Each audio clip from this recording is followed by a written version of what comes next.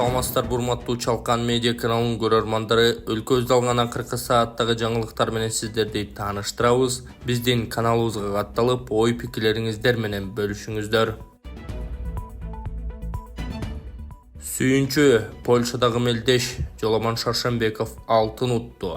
Грек-Рим балбаны Жоламан Шаршенбеков 60 кг салмакта Poland Open эл аралык мелдешинде алтын утту. Финалда Шаршенбеков украиналык Никита Дементьев менен күч сынашып, аны 9-1 эсебинде жеңип алды. Урматтуу Москвадагы мекендештер, Кыргызстанга жүк салууну каалап, бирок кимден жиберүүнү ойлонуп жаткан болсоңуз, биз сиздерге ишенимдүү ишкерди сунуштайбыз. Бул ишкердин аты жөнү Зайырбек Маматкаримов. 12 жылдан бери иш алып барган командасы сиздин аманатка кыянатты кылышпайт. Кыргызстанга салган жүгүңүздү күндүн аптабына же кыштын ызгаарына калтырбастан атайын жүк сактоочу кампасы Бишкек шаары Профсоюз көчөсү 38/1 дарегинде жайгашкан. Жүктү Москванын бардык жеринен өздөрү алып кетет. Алган жүктү Кыргызстандын 7 дубанына жеткирүүнү да кепилдешет. Кыргызстанга жумасына 2 машина жиберилет. Жүк баасы көлөмүнө жараша 500 рубльдан өйдө баланат. Дареги Нижегородское метросу, Перовское шоссе 9, строение 7. Байланыш номерлери +7 926 788 70 70. +7 929 624 63 64. Улуттук коопсуздук кызмат тигүү цехинин ээси 30дай чет өлкөлүктү кулчулукта кармаганын аныктады. Чүйдө тигүү цехинде 30дай чет өлкөлүктү эмгек кулчулугунда кармаган жаран кармалды. Бул тууралуу улуттук коопсуздук кызматтан кабарлашты. Маалыматка ылайык атайын кызмат 20-июнга караган түнү Сокулук районунун Новопавловка айылындагы цехтердин бирин тинтип, анда иштеген 30 чет өлкөлүктү аныктаган. Шектүү чет өлкөлүктөрдү алдап ишке тартып, эксплуатациялап убадалаган айлыгын берген эмес. Ошондой эле жергиликтүү милиция кызматкерлери менен ичара сүйлөшүп, чет өлкөлүк жарандардын паспорттарын алып койгон, түрмөгө каматуу менен коркутуп турган деп жазылган маалыматта. Мындан улам тигүү цехинин ээси жана райондук милициянын кызматкери кармалып, УКМКнын убактылуу кармоочу жайына камакка алынды. Атайын кызмат чет өлкөлүктөрдү ишке алгандарды мыйзамдын чегинде иш алып барууну, болбосо бул үчүн жоопкерчилик каралганын эскертти.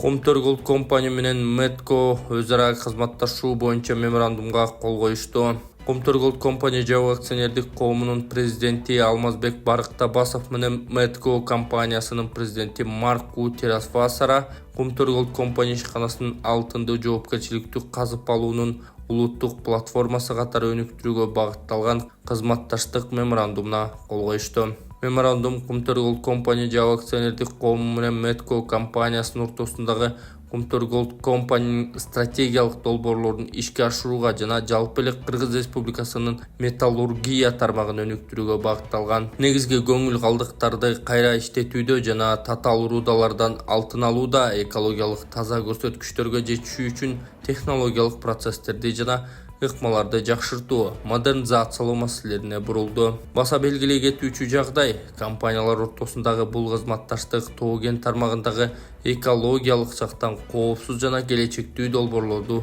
өнүктүрүп жакшыртууга багытталган. Маалымат үчүн Медко компаниясы пайдалуу кендерди кайра иштетүүдө жана рудалык эмес материалдарды өндүрүүдө ар тараптуу чечимдерди, кызмат көрсөтүүлөрү жана заманбап технологиялар менен өзгөчөлөнгөн дүйнөлүк лидер компания. Башкы кеңсеси Финляндиянын Эспо шаарында жайгашкан. Медко компаниясы дүйнөнүн 50 мамлекетинде өз ишмердүүлүгүн жүргүзүп, кызматкерлеринин саны 17 миңден ашат. 2023 жылдагы сатуулардын көлөмү 5,4 миллиард еврону түзгөн. Токтогул суу сактагычындагы суунун көлөмү канча? 20-июнга карата Токтогул суу сактагычындагы суунун көлөмү 10 миллиард 517 миллион куб метрди түздү. Бул тууралуу электр станциялы ачык акционердик коомунун басма сөз кызматы кабарлаган. Маалыматка ылайык, суунун агып келиши секундасына 844 куб метрди түзсө, суунун керектөө секундасына 400 куб метрди түзүүдө. Өлкөнүн энергетиктери керектөөчүлөрдү электр энергиясын сарамжалдуу пайдаланууга чакырат. Эжесиңдинин уул кыздары Чүйдө 6 бала көлмөгө чөгүп кетти. Чүйдүн Жайыл районундагы көлмөгө автоунаа кулап 6 кичинекей бала сууга чөгүп кетти. Бул тууралуу облустук милициянын маалымат кызматы кабарлады.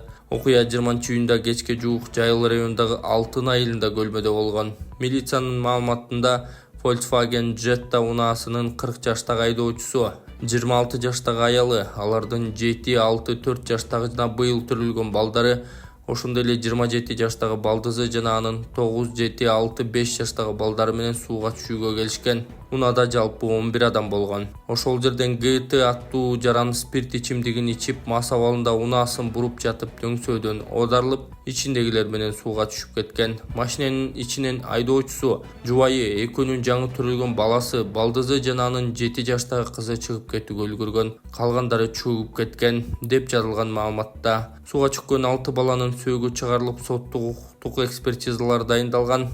Айдоочуга кылмыш жаза кодексинин 312-беренеси автомото транспорт каражаттарынын кыймылынын жана аларды эксплуатациялоонун коопсуздук эрежелерин бузуу менен кылмыш иши козголгон. Учурда ал камакка алынып тергөө амалдары жүрүүдө.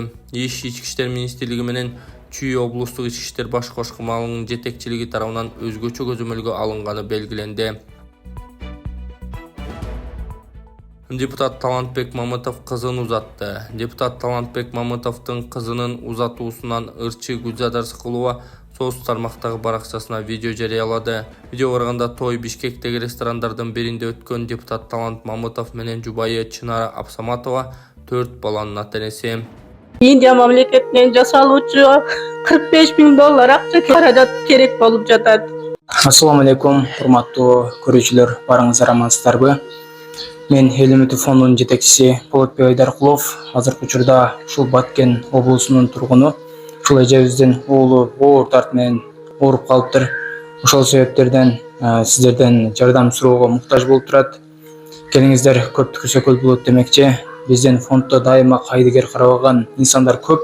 Ошол себептен ушул бир тууганыбызга жардамыңыздарды аябай, ушул күндө кыйналып, кыйынчылыктан ушундай 2 жылдан бери ушундай төшөктө тура албай, кыйынчылык абалда күн кечирип жатат туугандар. Ушуга кайдыгер карабастан бул дагы биздин бир тууганыбыз. Эртеңки күнү ушул тууганыбыз дагы туруп, биздин катарда ушундай басып кала турган болсо, эң чоң бир сооптун жана бир жакшылык иштин туу жокусунда турган адамдардын катарында болобуз туугандар. Урматтуу кайдыгер карабаган кыргыз элим. Мына менин балам Орозовбек болот. 2 жылдан бери острый лейкоз менен ооруп келет. Ушул балама Индия мамлекетинен жасалуучу $45,000 акча керек болуп жатат. Ошого аз да болсо да салымыңыздарды кошуп жардам берүүңүздөрдү суранам. 83 97 08 мени канкы деп чыгат. Сберкартта Бахтияр А деп чыгат. Польшадагы мелдештин финалында Бешекеев жеңишти Исмаиловго берди. Польшадагы Поланд Open эл аралык мелдешинде кыргызстандык балбандар Амантур Исмаилов алтын, Разак Бешекеев күмүш байкотту. 67 кг салмакта күрөшкөн эки балбан финалга чыгып алтын үчүн беттеш өткөрмөк, бирок Разак Бешекеев кичүү болгондуктан улууга урмат көрсөтүп Амантур Исмаиловго жеңишти берди. Ошентип Исмаилов алтын, Бешекеев күмүш медалдын ээси болду. Депутат Атамбаев соңку жылдары дарыяларда балыктардын саны азайып баратат. Министрлер кабинети жөнүндө конституциялык мыйзамына өзгөртүүлөрдү киргизүү тууралуу мыйзам долбоору экинчи окууда кабыл алынды. Мыйзам долбоорунун демилгечиси Жогорку Кеңештин депутаты Дастанбек Жумабеков, мыйзам долбоорлору тууралуу конституциялык мыйзамдар боюнча комитеттин төрайымы Чолпон Султанбекова маалымат берген. Муну менен катар жыйында аквакультура, балык уулоо жана суу биологиялык ресурстарды коргоо жөнүндө мыйзамына өзгөртүүлөрдү киргизүү жана Кыргыз Республикасынын аймагына балык уулоочу синтетикалык торлорду электр менен кармоочу тутумдарды алып келүүгө, өндүрүүгө, даярдоого, сатууга жана пайдаланууга тыюу салуу жөнүндө мыйзамдын күчүн жоготту деп таануу тууралуу мыйзамдын долбоору экинчи окууда каралып кабыл алынды. Мыйзам долбоорун агрардык саясат боюнча комитеттин төрагасы Аманкан Кенжебаев тааныштырган. Талкууда депутат Исхак Масалиев өлкөнүн аймагындагы бардык суу сактагычтарда балык кармоого уруксат берүү зарылдыгын белгиледи. Депутат Сейитбек Атамбаев соңку жылдары дарыяларда балыктардын саны азайып баратканын айтып, аны көбөйтүү максатында балык чарбанын иш-аракеттерин сураган. Элекүлүү Дастан Бекашев балык уулоого электрондук уруксат берүү тутумун жандандыруу маселесин белгиледи. Таласта 2 жашар бөбөк сууга агып кетип, милиция ата-энелерге кайрылды. Таласта сууга агып кеткен 2 жашар баланын сөөгү табылган. Бул тууралуу облустук милициянын маалымат кызматы кабарлаган. Билдирмеге ылайык 18-июнь күнү саат 19:00 чамасында Талас районундагы Чоң Чычкан өрөөнүнүн Чоң Түз чайлоосунан 2 жашар бала ойноп жаткан жеринен чоң сууга кулап агып кеткендиги боюнча маалымат түшкөн. Бөбөктү издөө иштерине 100гө чукул милиция кызматкери тартылган. Ошондой эле Өзгөчө Ордал министрлигинин Альянс Алтын компаниясынын жергиликтүү бийликтин кызматкерлери жана баланын туугандары издөө иштерин жүргүзүшкөн. Ал эми 20-июнда Сайдагы суунун нугу башка жакка бурулуп, суу азайган, баланын сөөгү ташка кыпчылып калган жеринен табылган деп жазылат маалымат. Бөбөктүн сөөгү туугандарына өткөрүлүп берилди. Милиция буга байланыштуу ата-энелерге кайрылып, балдарды кароосуз калтырбай, тыкыр көз салууну өтүндү.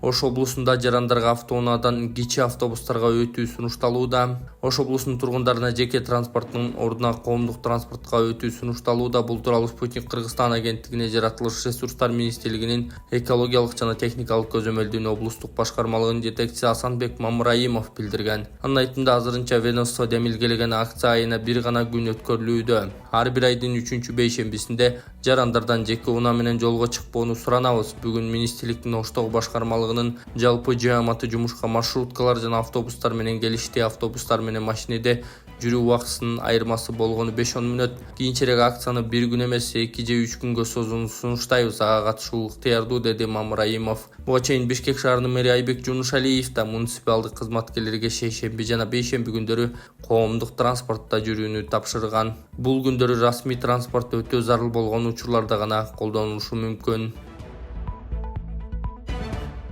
Бишкектеги буздурулган Батуми кафесинин ордуна сейилбак курулат. Бишкектеги Батуми кафесинин ордуна эс алуучу парк курулат. Бул тууралуу архитектура, курулуш жана турак жай коммуналдык чарба мамлекеттик агенттиги кабарлады. Мекеменин жетекчиси Нурдан Орунтаев бүгүн парктын курулуш иштерин текшерди. Бишкектеги Батуми кафесинин ордуна сейилбак курулат. Бул тууралуу архитектура, курулуш жана турак жай коммуналдык чарба мамлекеттик агенттигинен кабарлашты. Мекеменин жетекчиси Нурдан Орунтаев бүгүн парктын курулуш иштерин текшерди. Сейилбак качан колдонууга берилерин мекеме тактаган жок. Батуми Жалкичи районундагы Тыналиев көчөсүнүн боюнда жайгашкан. 2023-жылдын 24-майында ал кездеги Бишкектин вице-мэри Орунтаев баш болгон аткаминерлердин тобу кафеге келип атайын техника менен буздура баштаган. Кафенин ээси аларга расмий эскертүү берилбегенин, сот чечими жок буздурулуп жатканын айтып чыккан. Bir günden кийин УКМК төрагасы Камчыбек Ташиев президент Садыр Жапаровдун тапшырмасы менен ал жакка барган. Кийин УКМКдан Орунтаев жабырлануучу тарапка келтирилген зыяндын ордун толтуруп берүүгө милдеттендирилген. Кафени буздуруудан келтирилген чыгым 3 миллион сомдон ашаары айтылган. Меккеде ысыктан каза болгондордун саны 900дөн ашты.